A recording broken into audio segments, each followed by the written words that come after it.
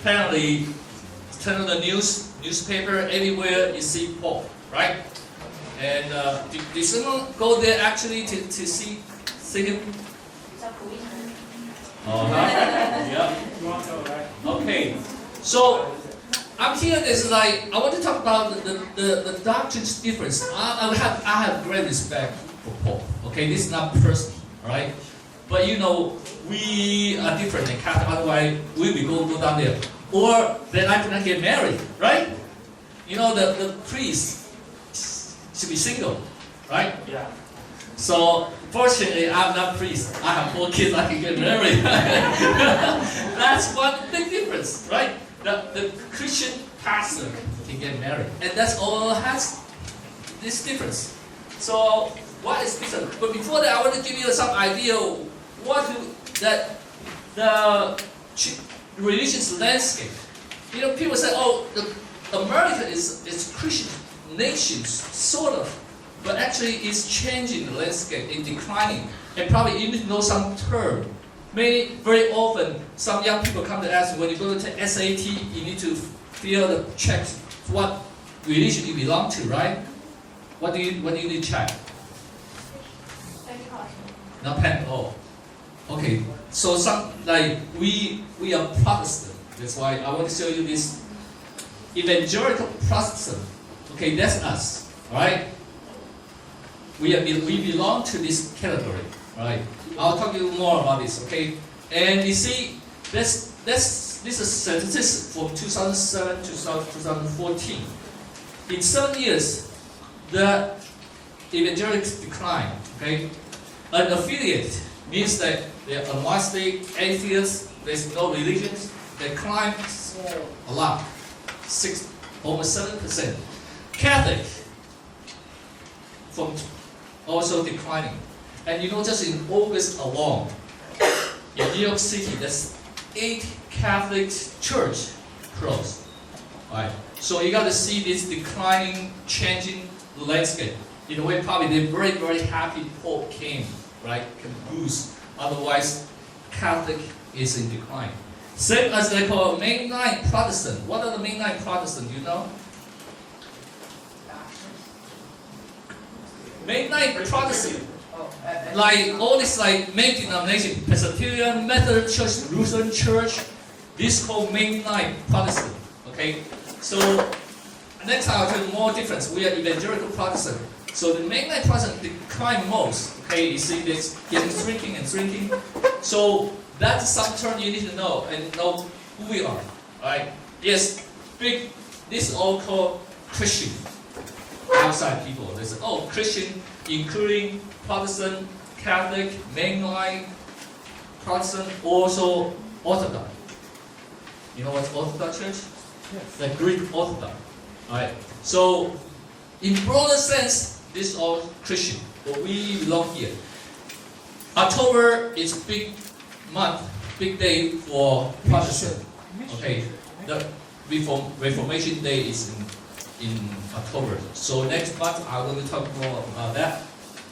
All right.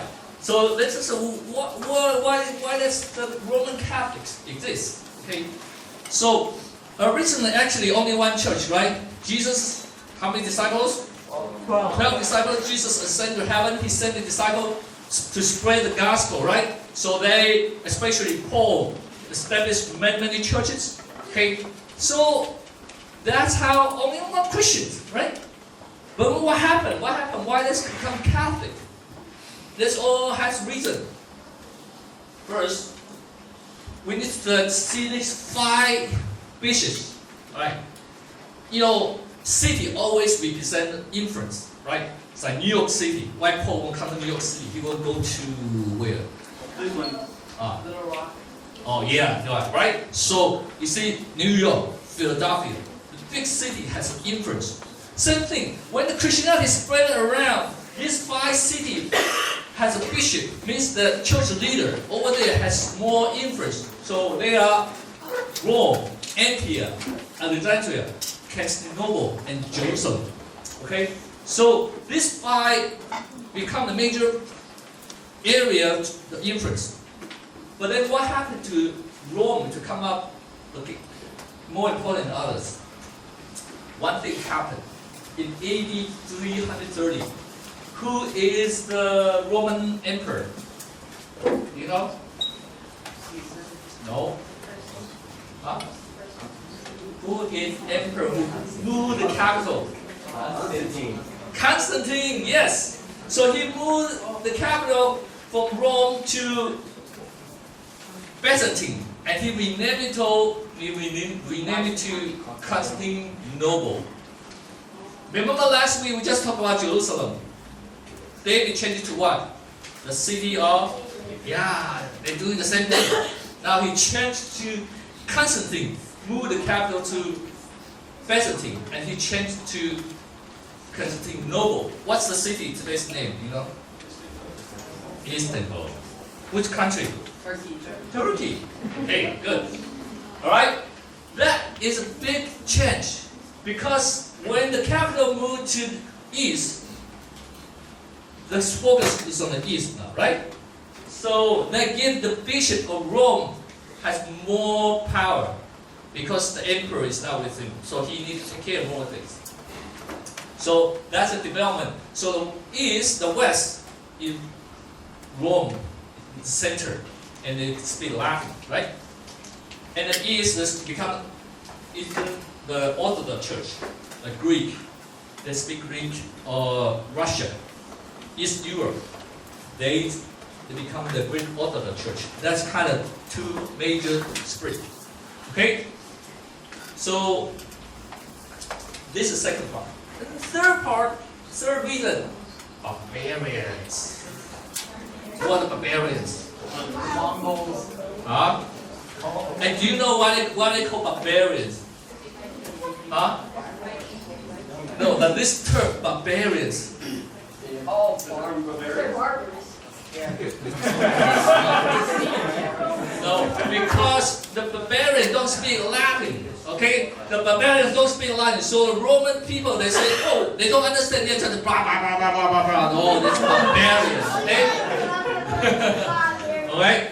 So, that's many things happen. And this guy, Leo the Great, that time, he was the bishop of Rome. Right? And you consider he the first pope. Why? Spiritually, he conducted the council. Okay, I won't get into that.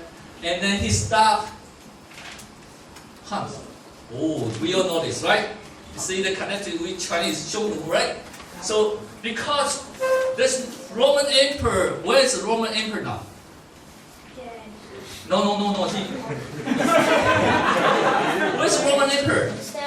Istanbul, Constantinople. Okay, that better is Constantinople. So, and do you know why he want to move the capital to Constantinople? Why? Exactly because he going to move away from barbarians.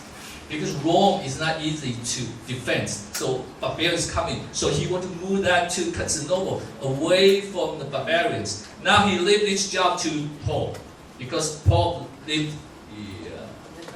They think that like Peter was the first one. Later. Okay. So he stepped out to do this for Rome, right? Of course, then he get more recognition now. Also, like the barbarian come and he just make a treaty. Of course, his position is more high up now.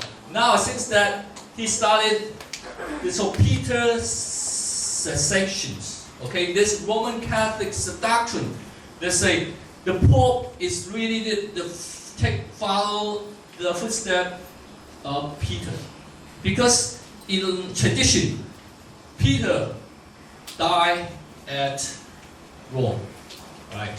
And Peter is the first, is the kind of prime disciples of Jesus. Remember Jesus said, Peter, you are the rock, I will build the church on this rock. And the Catholic turned that text to support that Peter is the rock of the church, and Paul is really success in that. So you can see, even now, Pope Francis is considered follow this trend. Okay, they are a true church.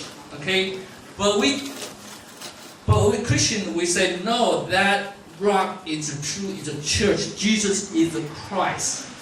Think about it. If Peter is really so important, when Paul spread out the established churches, he never mentioned about Peter, right? Jesus in the book of Revelation talked to the 7 churches. He never mentioned about Peter. But you see, this is historical developed that the Pope has this power over not just spiritual things, also over the politics, over the Roman Empire. So is kind of developed this way. Okay. There's just some picture on that. To say what's the difference between Catholic and Christian, I think this Reformation had this 5 sola. Okay, this way we can better understand what is the difference, and that's why we are not Catholic. Okay, first sola fide means by faith alone. This is a major difference. Why Martin Luther he break away from Catholic, because we are the Protestant. Okay, this term Protestant means protest. Okay, we protest against who? Catholic. Okay, so that's why if people ask you, you may encounter this question, "Oh, you Christian?" Yes, and they say, "What type of Christian?" Okay, it means they're asking, "Are you Protestant? Are you Catholic? Or are you Orthodox? Or other things?" Okay, so you can say, "I'm Protestant." Okay, now you should know who you are. Okay, we are Protestant. That's what Bible said. Faith alone. That's how we save. And yield to justification and good works. Okay? You will notice it's by the cross, by faith, but we believe in Jesus.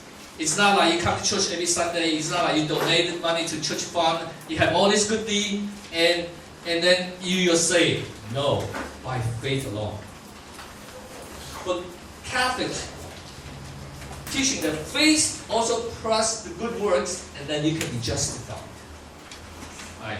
So that's the major difference why Martin Luther he wanted to have this protest. Okay, because you look at the Bible and say no, so only by faith alone. Okay. The second is by Christ alone. We have no pope, we have no saint, we have no Mary. Okay, by Christ alone. Because along the time, the Catholic developed many traditions. When you go into the Catholic Church, you see a lot of statues, right? And then they actually not only pray for the saint, those saints who can become an agent for you. Okay, our Mother Mary will become an agent. That's Protestants said no, we can go direct to God. We don't need to do those agents. Everybody are sinners. And by grace alone, by scripture alone, we don't need to have other traditions like glory alone. We don't give glory to God. Just give you a small summary of what's the difference. Okay, so when you look at this, you have many Christians. Probably you may have many friends who are Catholic. Okay, I want to say in a way we still can work with Catholic. That's a very good ally for us, especially for many traditional moral values. Okay. When I was working, I have a very close friend. She's Irish. You know, a lot of Irish are devoted Catholic. He's a very fine person, very good person. We have a good friend, and he always when you look at his speeches, such gentlemen, but they were willing to go down to Washington D.C. to protest before the abortion clinic, and even get into arrest. That's what Catholic will do. Okay, so this just could give you some summary. All right, now we're going back to First Chronicles. Are you following this with First Chronicles? What did we talk about last week? David, mighty man. What's last week's topic? Mighty man of David. Very good, very good. Mighty man of David. David's mighty man. Okay, today we're going to look at the seeking God, seek the Lord. So chapter 13, turn to the Bible, chapter 13 to 16. First Chronicles. We're just going to read a few verses. That's David's prayer. Alright. First Chronicles chapter 8, 16, verse 8. Okay, let's read this prayer together, 8 to 11. Right. Oh, give thanks to the Lord. Call upon His name. Make known His deed among the peoples. Sing to Him. Sing praise to Him. Tell of all His wondrous works. Glory in His holy name. Let the hearts of those who seek the Lord rejoice. Seek the Lord and His strength. Seek His presence continuously. Let's pray. Father God, we thank You for Your word. We thank You that You call us to seek You, because You promise so many things that if we seek You, we will find You. So help us to know how to seek You. In Jesus' name we pray. Amen. Alright. Seek the Lord. This topic is very important in the Bible. You turn to the Bible, so often they come up, seek the Lord. And the Hebrew term, when you seek the Lord, actually means seek the Lord's face. Right. So we see the Psalm here, 27:8 say, you have said, seek my face. When you seek God's face, means you seek God's faces. Okay. Is God here?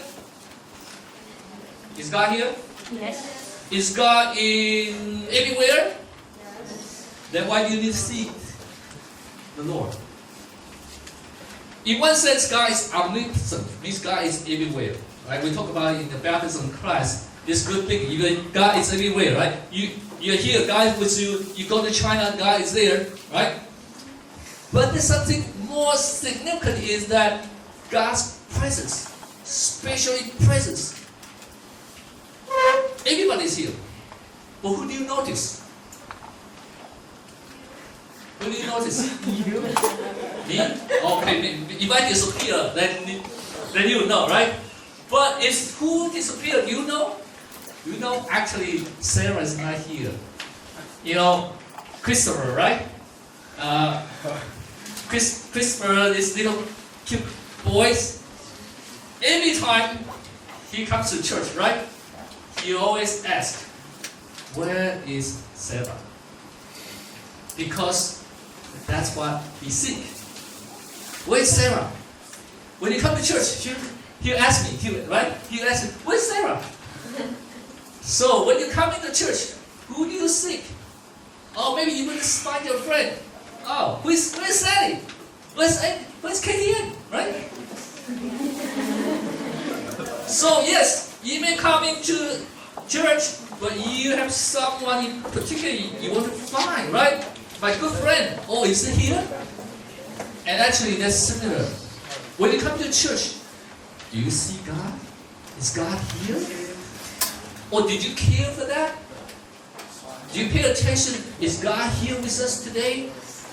And this God is challenging us. What is he seeking? David, he is the man. Seek the Lord. Remember last week we talked about he became the king. First thing he did is he conquered which city? Which city he conquered? Jerusalem. And rename it to what? City of David. City of David. Why? Is it? You see, he has this mind for God. The verse chapter 13, he said, let us bring again the ark of our God to us, for we did not seek it in the days of Saul. If you look at chapter 30, we don't have time to read. David, after he conquered Jerusalem, he called upon all the Israelites. We're going to do one thing. We're going to bring the ark of the Lord to Jerusalem. What does that mean? Do you know what's ark of the Lord or ark of the covenant? If you know the church, it is very important. So David is the man. So the man after his own heart. That's what makes David unique. He's not just a mighty man. He can fight. He can do all things. He's a man after God's own heart. If you're a parent, do you know you have some kids that especially cling to your heart, right? He know He care for you. He not just coming around, Mom, give me an iPad, Mom, give me an iPhone, Mom, give me an I. He's the one who comes to, no, Mom, Daddy, are you okay? Are you hungry? Do you need something help? That's the one after your heart, right? So David is called after God's heart. He want to please God. So he bring up the ark again. And remember, the verse said, we haven't seen it in the days of Saul. And that's why King Saul cannot continue he's as a king. Because he forget about God. But now, God chose one, say, this one, go to seek me. And ark is very important. This we're going to get set up to prepare for the temple, right? David his mind is for this. And it's similar to us going to build a church there. Not just building, but we need to understand how important God is everywhere. But God's vision asked the Israel to build this called what? Tabernacle. And do you know God is the architect? All this spec specifically is laid out by God. You look at the Exodus, amazing. God give you the floor plan. God give you the blueprint that just we have seen here. That give this out. What should you build? And inside they call Holy the Holy, called Ark of the Covenant. Okay? It's called Ark of the Covenant. It's inside the Holy of Holies. This is the most precious, most important object that for Israel, because God is there. This object. Do you watch the movie, the Indiana Jones movie? The old movie, right? That's all you watch. That's one thing you call it looking for the what? Ark, right? Let's try to look for this, right? Yes, hope someone can find it. See this beautiful piece that God say, I'm going to speak to Israel from here. So the ark represents the presence of God. So when David say, now we have a Jerusalem, let's bring back the ark. Means he's seeking God's presence. Okay? So you look at scripture, he's so happy to come. But how do we seek the Lord? He used his own way. You look at scripture, he say, wow, he summoned all the people and made a new cart, okay, with cow to carry the ark, and then they make music, that's trumpet, and then marching, want to bring this ark to Jerusalem. Then what happened? What happened? The cart, the cow stumbled, the ark stumbled, and then one person called Uz, he touched it. Well, can you see that? He touched the ark. And what happened? He died. Wow. What's the problem here? Why? How will you say he's such a great servant? He tried to hold the ark and then why God struck him to death? Why? Do you know why? Huh? This is something that actually just a couple weeks ago someone asked me from Chinese congregation. They were reading the Bible and they said, why? Why God is such God? This ark is so good. He wanted to touch that, hold that ark, and then why God struck him to die? Because we are doing our own way to worship God. We're doing our own way to see God. We think, oh, make a nice new car, it makes nice, and just have people come. You try this car, and then God strikes to die. Because God has a way. And God laid out very, very clearly for Israel that should know, and even we better to know. So that happened in chapter 13. Chapter 14, David, he realized, he said, because you did not carry it the first time, the Lord our God broke out against us because we did not seek Him, what? According to the will. Who's who? God's will. And you look at the Bible, God said, the ark cannot be put on the cart. The ark can only be what? Look at what's this for? What's that for? Carry. Okay? I don't try to show you the text. The Bible spreadsheet said the ark is to be carried. So David made one mistake. He put it in the car and said, give me a nice Mercedes. Okay, no. God said, this only can be carried. Second, David said, I got the best driver for you. He's run the old race car. Okay, he's gonna ride it. God said, no. Who can carry this? Who? Can anybody? Just as long as you have a muscle? No. God said, only Levi. Only Levites can carry this. You see, God set up all these rules. So when we worship God, also has all these rules, and God already said before. And they just say, it's okay, we try to make it new. And bam, strike to them. Thank God that God didn't do this often, right? But they give us a lesson that's like, which way we try to reach God. You want to see God, you want to, in God's way, right? I often use this example, too bad Michael he's working the night shift. He said, if your mom doesn't like spicy food, would you cook spicy for your mom and her birthday? Would you do that? Okay? And let me tell you, I don't like spicy food, okay? So if you invite me to your home, please, don't make spicy food for me. Right? So same thing. If you want a person after God's heart, you need to know what God likes. What's God's rule, right? Sincerity is not going to help you. Okay? I'm so sincere. You see, I prepare all the things, but not according to God's way. So when we come to sneak up, we need to know God's way. Alright? So carry. God said you gotta carry. Right? So God said to obey is better than sacrifice. When you obey the Lord of God, God is more pleased. Right? Oftentimes we say, people want to make a lot of money, and then now God, you make me happy, you make me rich. I make a lot of money, even going to work on Sunday every day, and that's all I can donate money to you. But God said, no, I don't need that. I want you to obey me. I want you to come to me. Alright? So we need to understand that. So that's the first way to see God. Is what? According to His way. Okay? Second, when we come to God, we see the counsel of the Lord.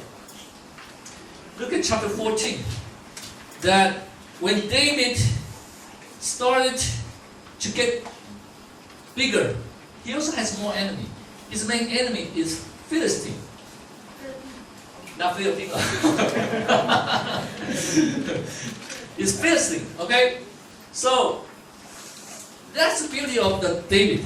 When he encountered problem, the text said that when David inquired of God, should I go up against the Philistine?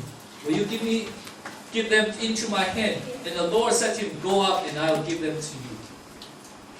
When you have problem, what do? Who do you seek the counsel?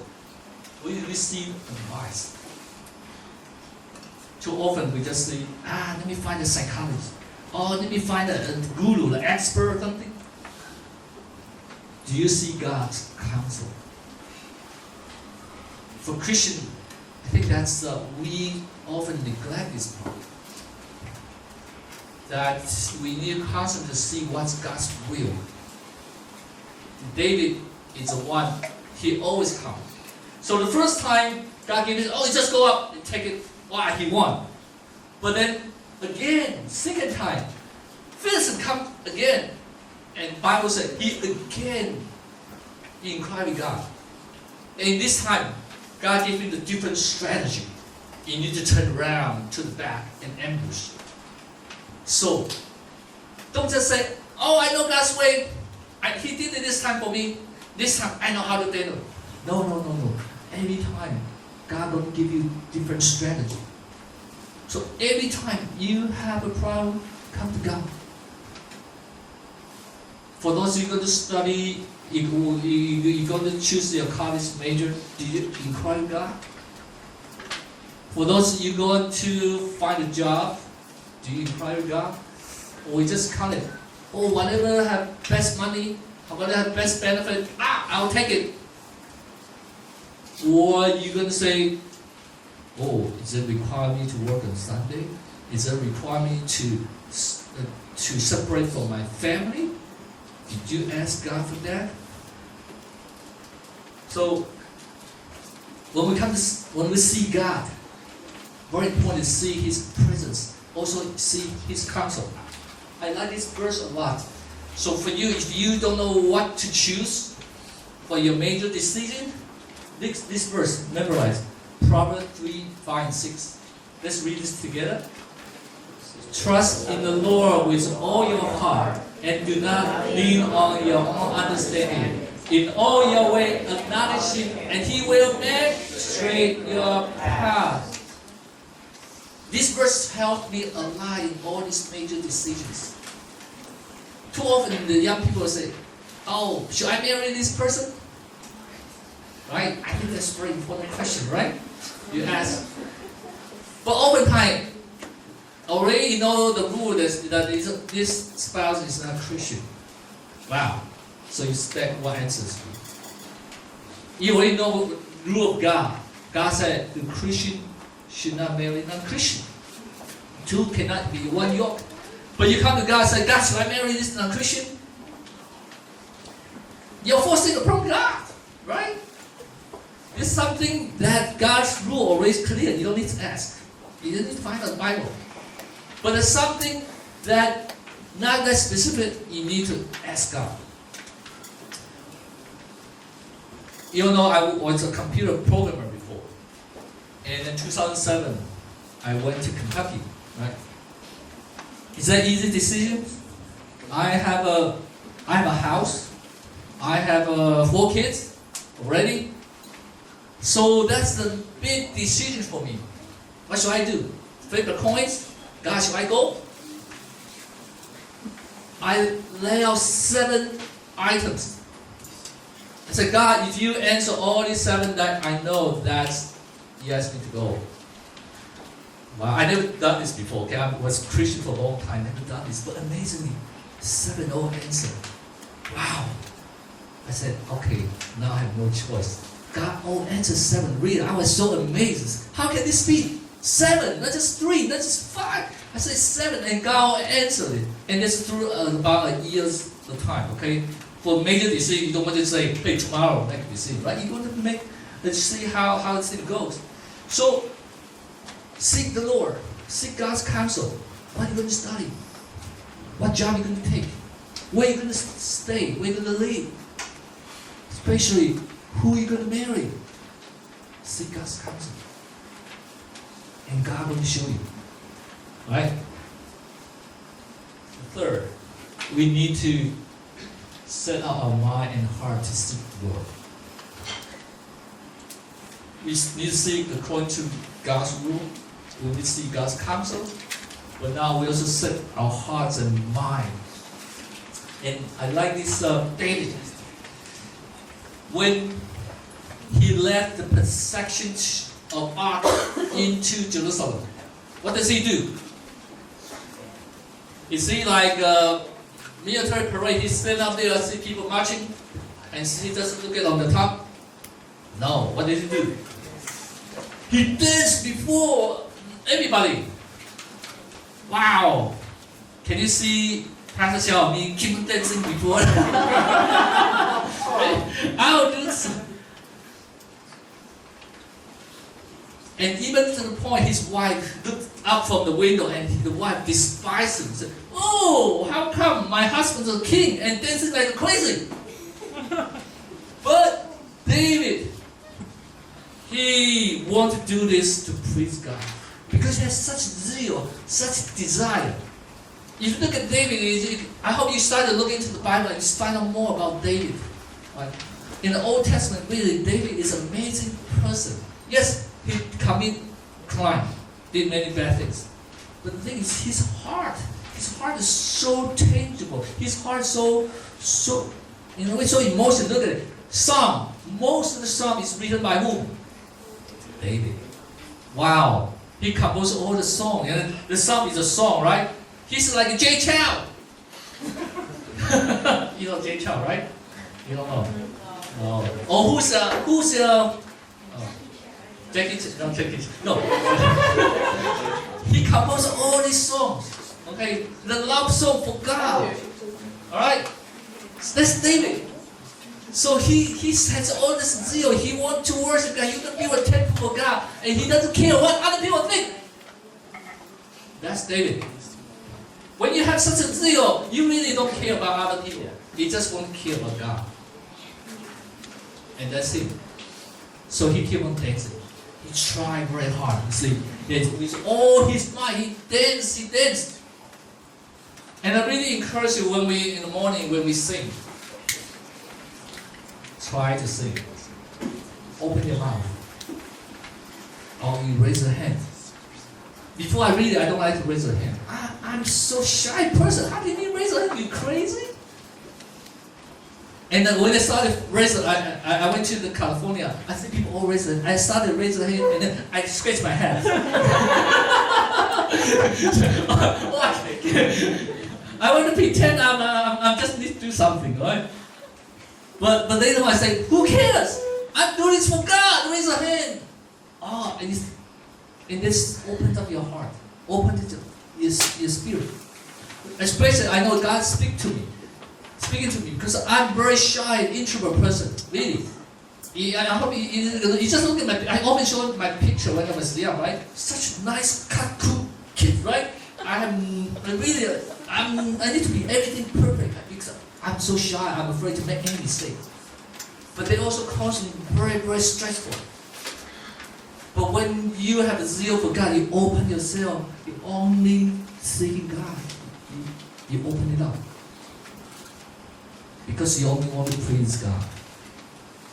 So you're going to see me dance before the Lord. I won't do other dance. I will just dance for the Lord. I went to... Now? Later when we sing, okay? Right? Okay? So, this doesn't mean you gotta have to dance, okay? My point is that make an effort. You want to see God, you need to make an effort with all your might. You just don't sit there. Boys, you just always sit there. Would you find a girlfriend? Or would you find a spouse? That's a problem for today's boys. Really. They are so shy. That's the real news in Japan. In Japan, many 40 years old men, they never have a girlfriend. And they have a class to teach those 40 years old men how to find a girlfriend. And this is real news.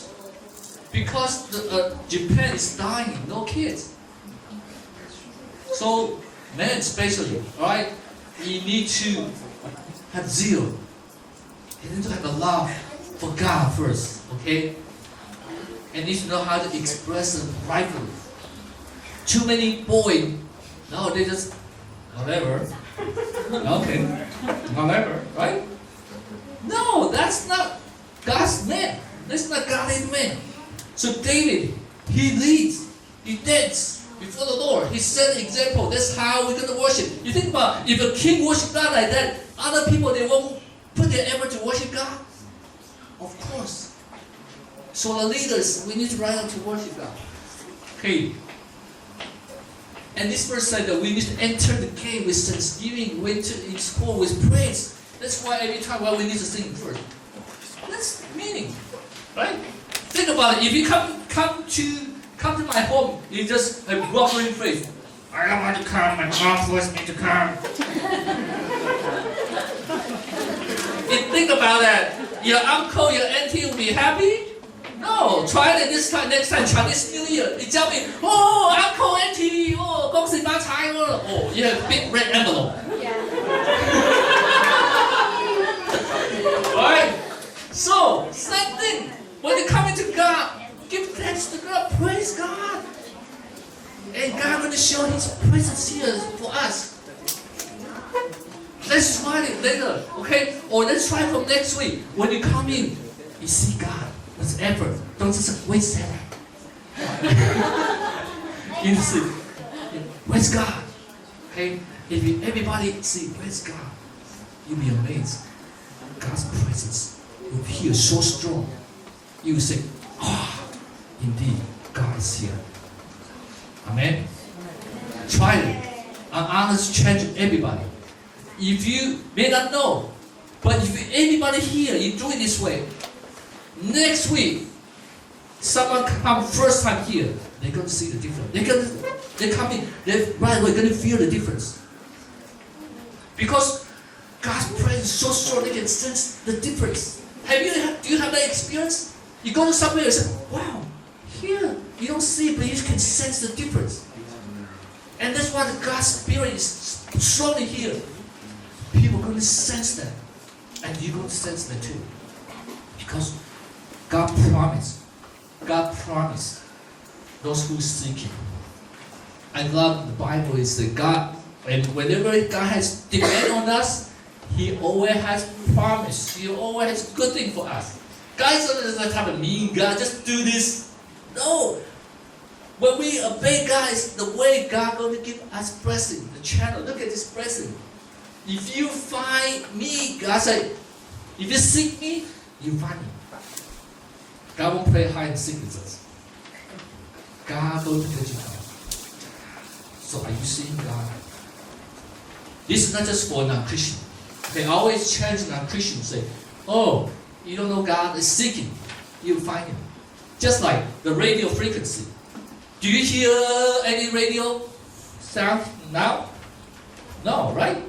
But if you turn the frequency, I don't know usually what's your channel, what's your favorite station, what's the catalog station? 96.7. Okay, so if you turn the 94.7 AM or FM, 96. 96.7, yes, what AM or FM?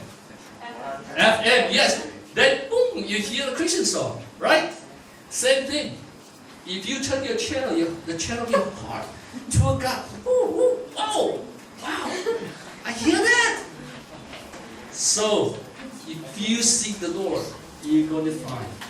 Second, wow, I love this. You lack nothing. The young lion suffer want and hunger, but those who seek the Lord lack no good things. Do you want any good things?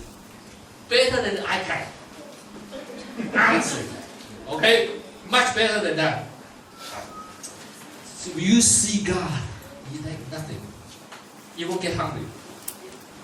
So for those who you looking for jobs, looking for career, right? So yeah, I'm the pastor. I never hungry, okay?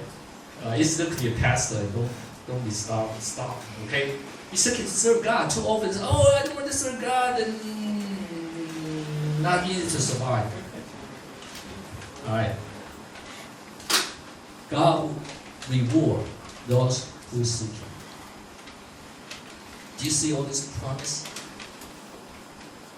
That God changes us to seek Him. But how do we seek Him?